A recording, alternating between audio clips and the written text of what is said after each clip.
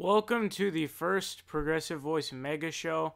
Now, what this essentially is going to be, the channel, we get mostly, vast majority of them are very small segments, 3 to 4 minutes around because it's covering a story each segment, and, most stories don't have all that much to cover.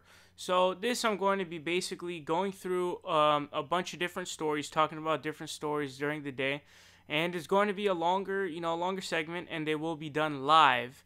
So anyways, let's get right into it. So the biggest headline of the day is probably the fact that the Dow has dropped over 1,000 points. Now, I just talked about that, so there's already a segment up about that, but the Dow has dropped over 1,000 points, and it only got about 143 points away from breaking the record that it just set, that it had just previously set 3 days ago, because it had just broken another record, broken a one-day record for its drop. I think it was something like 1132 or something like that was the drop.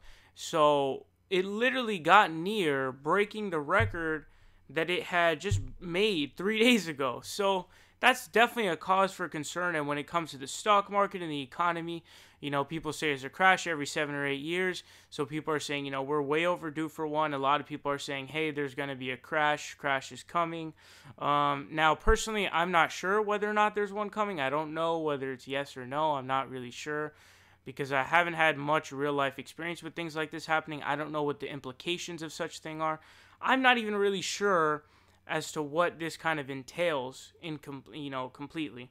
So the Dow is down, the S&P 500 is also down, and so is Nasdaq. So this is definitely a cause for concern, but we'll see what ends up happening. It's going to be interesting because of Trump's saying massive stock market gains, etc., etc. But anyway, so let's get into a story here that I thought was really interesting.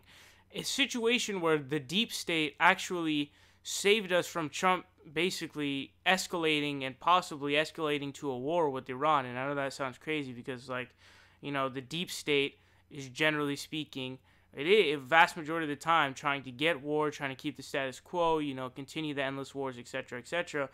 But they potentially, thwarted something that could have escalated to a war with Iran. Now, here's an interesting story that I found that I had to talk about.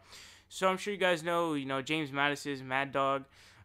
He's obviously the defense secretary for the president. And so Trump wanted to have a plan to sink Iranian ships. And as you guys know, the Iran nuclear deal is one thing. Not only is this totally, in contrary to that, but also that, just generally speaking, foreign policy-wise, this would be a horrific move. But we'd also be endangering our own, our own diplomacy, because we'd make a deal and we wouldn't even be able to hold off on it. Why would anybody trust us? Why would they trust us?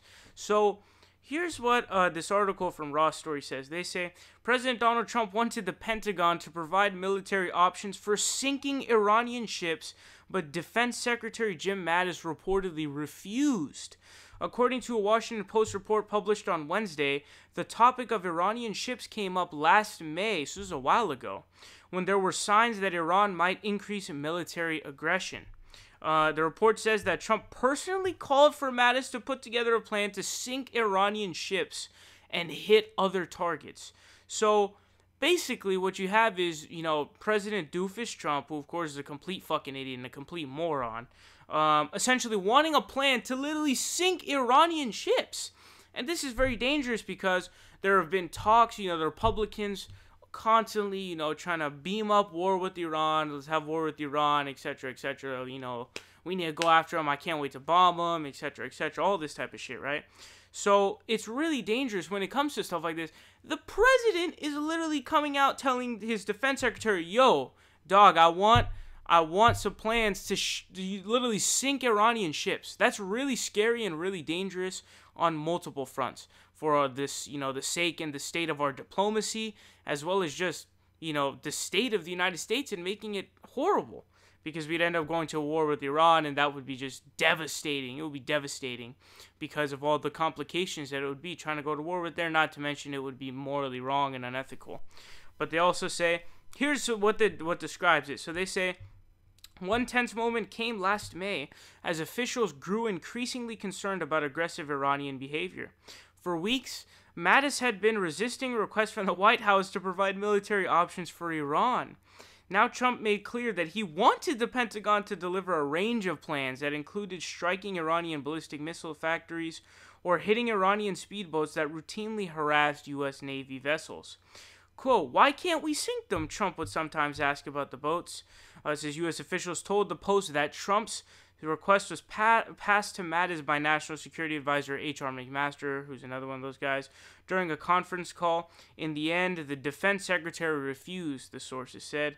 Says at that point, McMaster took Mattis off speakerphone, cleared his staff from the room, and continued the conversation, the Post reported. So the deep state averting a possible war with Iran that could have, because it would, that type of shit, I mean, think of the Gulf of Tonkin and all this other shit, right?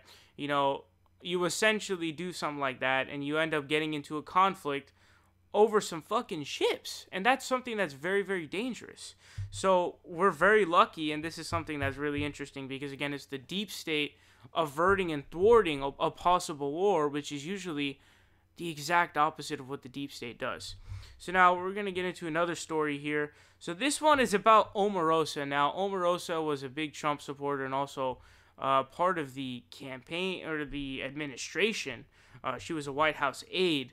Now, she had an interview, I guess, where she broke down in tears describing Trump's White House, saying, "It is not going to be okay."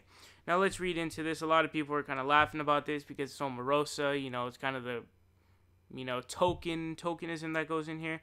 Here's what this article says. It says, former senior White House aide Omarosa Manigault-Newman thinks Americans should be worried about President Donald Trump.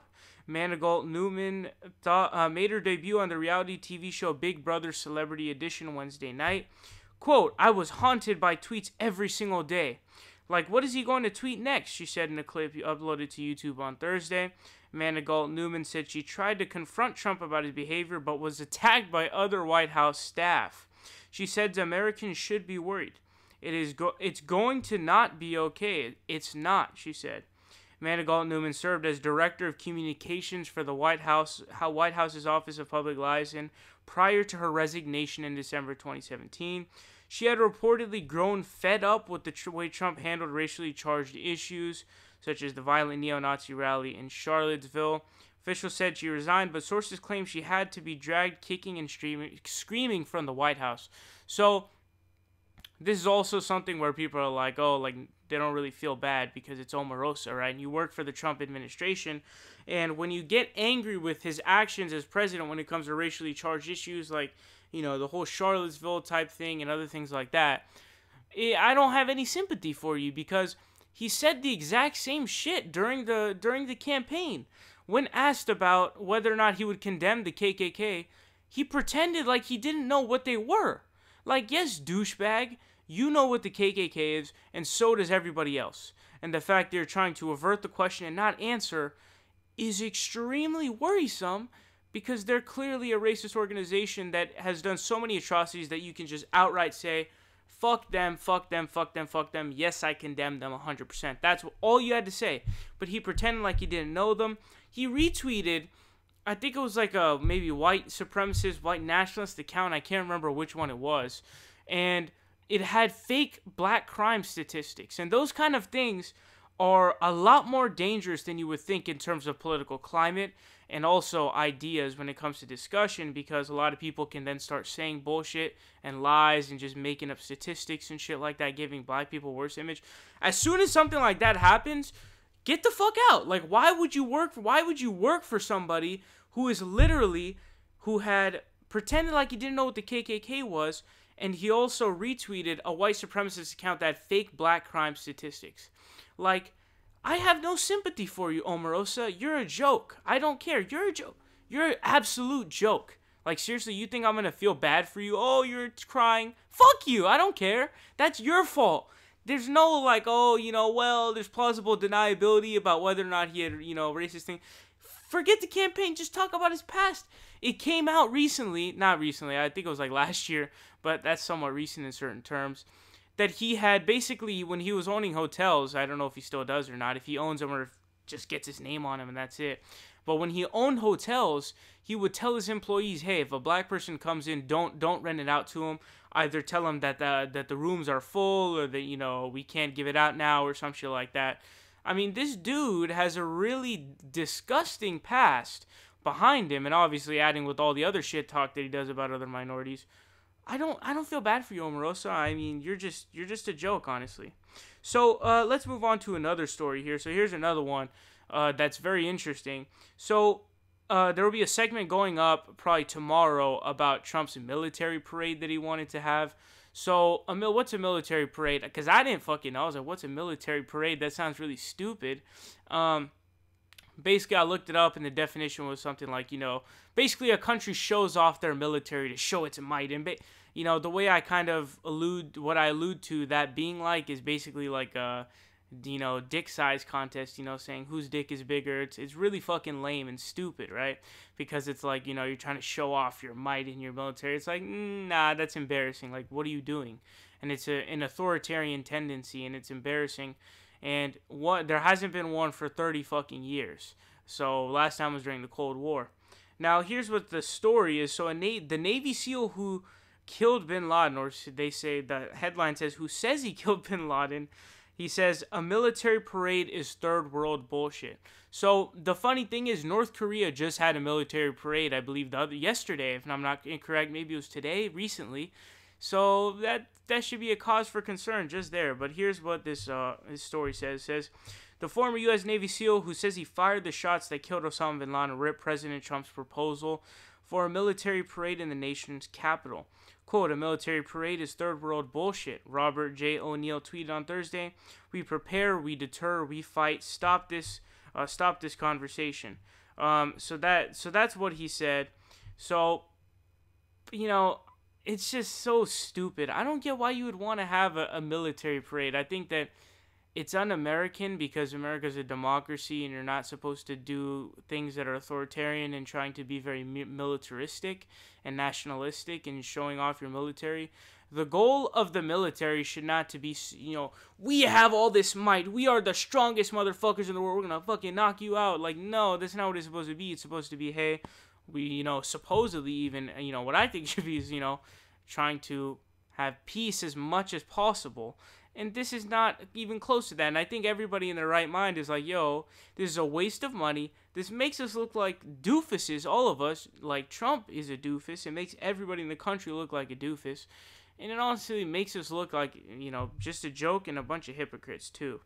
So there is, you know, a shutdown that was averted really quick. I don't have too much on that, but apparently there will be no DACA deal in that, to my understanding, and the military increase will also be inserted in there. So the master legislator, Nancy Pelosi, not exactly getting too much out of it. But DACA is a very important issue that basically almost led to a government shutdown the last time around. It did lead to a government shutdown, but it was only of a day. So, or 2 day, 1 day or 2 day. I can't remember exactly the days. But, so here's this story. So there was this cartoon that was drawn, my apologies, in a newspaper, I believe it was. And it basically depicted Dreamers as gang members. And, you know, due to this, you know, being so just fucking bigoted, it ended up they had to apologize. So, basically, this is, you know, I can't show it to you right now, but it's basically this cartoon where there's MS-13 gang members who basically have these two, you know, white folk at gunpoint. He's holding them at gunpoint, and then the guy says, "Now, honey, I believe they prefer to be called Dreamers." So what that does is basically it's making it seem as though Dreamers are MS-13 gang members.